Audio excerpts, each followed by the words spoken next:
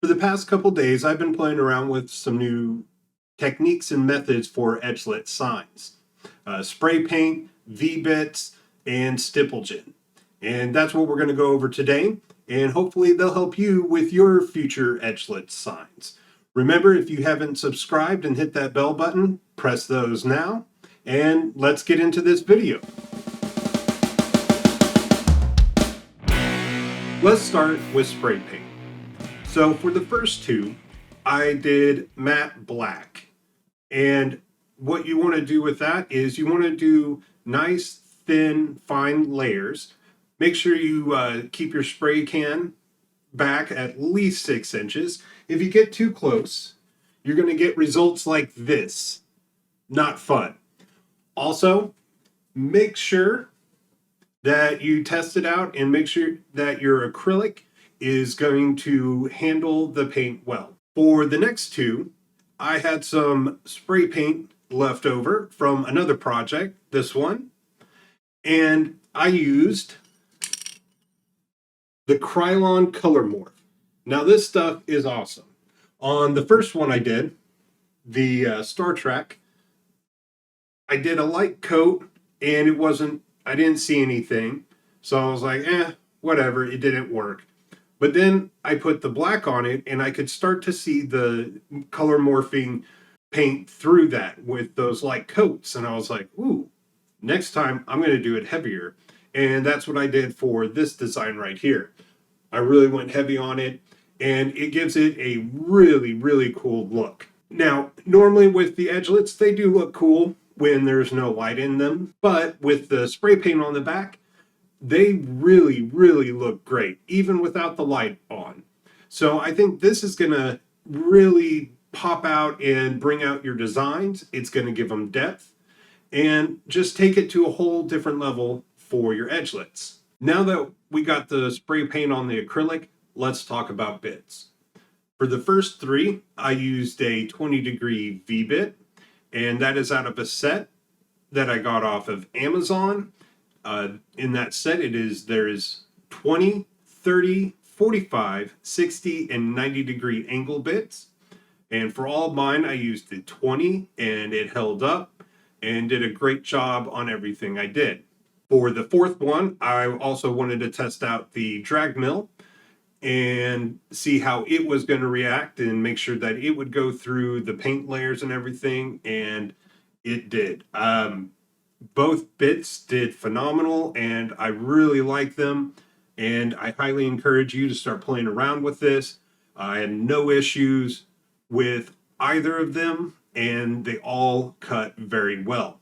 The only issues I ran into were my own design choices, so let's take a look at that. Now, I've used Stipple Gen before and you can check out that video right here. So now that we were spray painting the acrylic, I thought it was a good time to test it out on these signs. For this, we're using a nominal 100 by 180 millimeter by 5 millimeter acrylic cast. And the first piece, I was excited, but I could also see some issues. Overall, it was a good starting point, and it taught me a lot of things. So if we look at this one here, first issue I see is I made a poor design choice. We're using such a small canvas that, and so much is going on in this photo. There's so much here that Stipple Gen is trying to take that it doesn't really define the layers, so it kind of washes out. One of the cool things in this piece I really saw is the hair. And you can see, if I'm going to try to get a good photo of this, it's hard with the acrylic and lighting and trying to get it in there. But it's like little peaks and rivers. You can really see the bit and where it went deeper, and it's just really cool. And it kind of gives it a 3D effect. But I just wasn't happy from having these full body images, and trying to get all that detail just didn't work. So for the second piece, cropped out the heads, and much better results. And as you can tell from this one compared to the other one, the faces are deeper than the hair, whereas in the first one, the hair is deeper than the faces.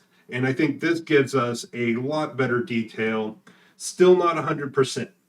Now, what's going on here is, so when you're using STIPPLEGEN, it's a balance between making big enough circles and small enough, and then having enough room that you don't get rid of all of your backing. So that's the play between light and dark is what gives it the illusion of an image. While I'm happy with it, it's still not 100% in my mind, still not there. You can see a lot more detail. The eyes come out a little bit better. You can tell where the mouth is. When you get at certain angles, it's better than others, than just straight on at times. We're getting there, but we're not quite there. Now, let's look at our software and our files and see how they interact. We're using V-Carve to carve all this out, and the STIPPLEGEN is making the circles where they overlap each other. And with using V-Carve, you don't want to do that with this in acrylic. So you're going to want to go in and make sure none of your circles are overlapping. Otherwise, it's going to start doing lines and making carves as opposed to pecking and drilling out little holes. You can mess around and try to get it just right in STIPPLEGEN. That can be a little tedious. You can't really zoom in on the photos. So I did it two ways. I used Illustrator and I used Carbide Create to scale down the circles so they weren't overlapping and wasn't trying to carve through there. So on the first two of the girls, not quite perfect, but still learned a lot of good stuff here. Do it again, gonna make it smaller and really work to get that balance between smallness and largest as I can get in the circles. Also, one of the things you're going to want to look at is your V-Carve Max Depth. In the first one, I had it set to 2 millimeters. In the second one, I went down max depth of 0.75 millimeters. So still kind of deep. And from those two, on the third one, which is the Star Trek Enterprise D. This one is the first one using the Krylon color morph spray paint first with a black backing. And I set the max depth on these for the V-Carve to 0.25 millimeters. And I'm really happy how this one turned out. So the lesson here is learning to balance out your design choice and focusing in on a smaller area of an object. All right, so now let's move on to the drag bit. And it did very well. I think I'm going to be spray painting the back of all my edgelet signs from now on. It just gives them so much depth. And on this one, I really laid it on thick with the color morphing. Spray paint first and then doing the black on the back, and it just looks awesome. Light, no light, it did great. All the design work came out very well. I used the Carbide Create Pro feature ENGRAVE, 45-degree angle with a step over of 0.5, and I really like this slashing look. I did 45 degree, negative 45 degree, and then 90 degree just to see how it worked. And then what I really like is that look compared to the Morph spray paint.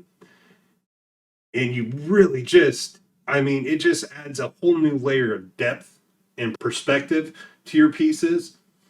So I'm really going to highly encourage you to play around with this and try different things. I stuck to black and, of course, the Morph paint, but try other things, try other colors. I know I'm going to start trying some other ones. I got a bunch of old spray paint laying around, going to try it out. Just remember, do fine, thin layers and let it dry before you start cutting. But overall, This was a fun couple days. I'm really impressed with everything that came out. I know I'm going to keep working to make this a better process, get it really fine-tuned and honed, and I hope it helps you in your edgelet signs. So thank you all for watching.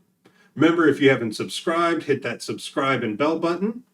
Go check out some of my other videos, and until next time, keep making stuff.